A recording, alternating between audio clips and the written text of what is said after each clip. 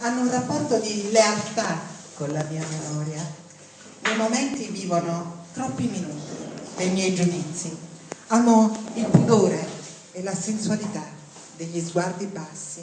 Quanta educazione esiste in chi apprezza la bellezza della propria vergogna. Io amo la meraviglia di chi riconosce in un tramonto non un paradiso da usurpare, ma un miracolo da motivare.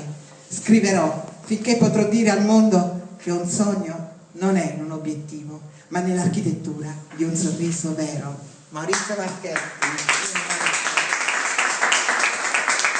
Voglio chiamare qui Maurizio perché stasera, come facciamo sempre nel nostro Cineforum, su indicazione anche del direttore artistico, il professore Volpe, del presidente Adele Patuzzo qui in sala, vogliamo presentare una realtà locale, un artista locale che dia un contributo al cuore, col suo cuore, con la sua sensibilità ai contenuti di questo nostro luogo, di questa nostra penisola. Ed ecco a voi Maurizio Marchetti.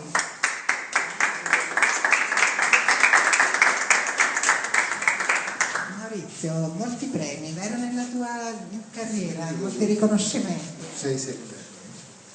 Un poeta per caso ti sei stato definito, cioè qualcuno che scrive anche sui pezzetti di fazzoletto, che scrive anche a volte per non dimenticare le poesie a casa le scrivo sui muri, perché lì i pezzetti di carta li perdevo.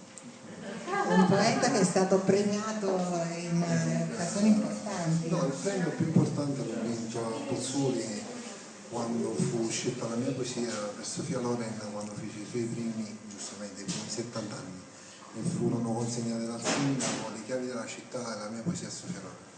Notizie riportate su giornali tipo Il Mattino, La Repubblica, ed è stato quello più importante che ho vinto. E tanta creatività quando nasce? Nasce in quale momento della giornata o in quale momento della vita? No, pensavo come data di nascita, perché questa l'avevo chiesta a mia mamma. Quando nasce, no, come orari non ci sono orari, non ci sono neanche i luoghi, la notte, il giorno, fonti ispiratrici, fonti ispiratrici di vari generi, purtroppo spesso sono femminili. L'amore è tormento o è gioia? Ma l'amore è un po' tutto, tormento, gioia. Poi un amore tormentato non è mai splendido, un amore normale non esiste. O meglio, io credo che non dovrebbe esistere. Perché l'amore sfugge sempre alle regole? Perché il sentimento più cantato, più raccontato, più analizzato, però è quello che rimane sempre più indefinibile, ineffabile. Sì, diciamo che l'amore è tutto e niente, è sempre l'oggi. Io una volta scrissi un verso: amami nel divenire di ogni fine probabile, nel senso amami sempre, dovunque, comunque e per sempre, quindi l'amore è tutto. Poeta ma anche scrittore di fiabe, vero? Sì, una volta mi sono scappate 10 favole così, di cui una te l'ho portata.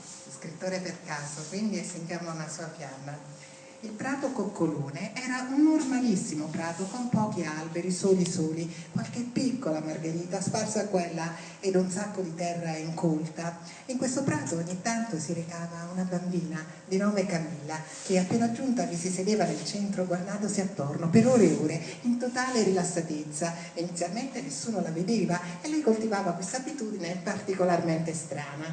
Passò qualche anno e Camilla, che pian piano cresceva, continuava a recarsi ogni tanto nel suo amato prato. Un bel giorno iniziò a rotolarsi dentro, qualcuno la vide e pensò che fosse diventata matta, ma la cosa ancora più strana era che Camilla usciva dal prato completamente pulita. Un giorno tornata a casa la mamma le fece delle domande perché una sua amica l'aveva vista rotolarsi nel prato. Camilla rispose: mi rotolo nel prato perché mi faccio cullare dai fiori. La mamma gli disse che aveva le travegole perché i fiori in quel prato non c'erano mai stati. Camilla ribatté che c'erano sempre stati e che era lei a non vederli. Le disse: i fiori mi cullano e per questo io non mi sporco mai. La mamma, piena di meraviglia, andò a controllare se si fosse sbagliata, ma non vide i fiori che la figlia le aveva descritto e non sapeva proprio cosa fare. Camilla, incurante di tutto, continuò a coltivare la sua passione, ma sempre più persone la osservavano stupiti dal suo strano comportamento e la madre ne era profondamente addolorata.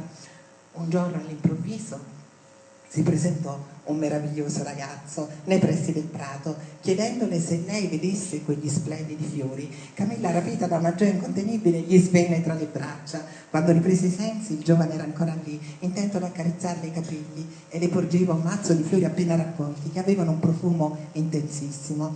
Camilla domandò: anche tu dunque vedi fiori, gli alberi rigogliosi, i fiumi e quei bellissimi animali lì sulla riva? E lui rispose: certamente. L'abbracciò, la strinse a sé, si avvicinarono al fiume e abbracciati scomparvero, camminando dolcemente nel mondo di chi crede nei sogni.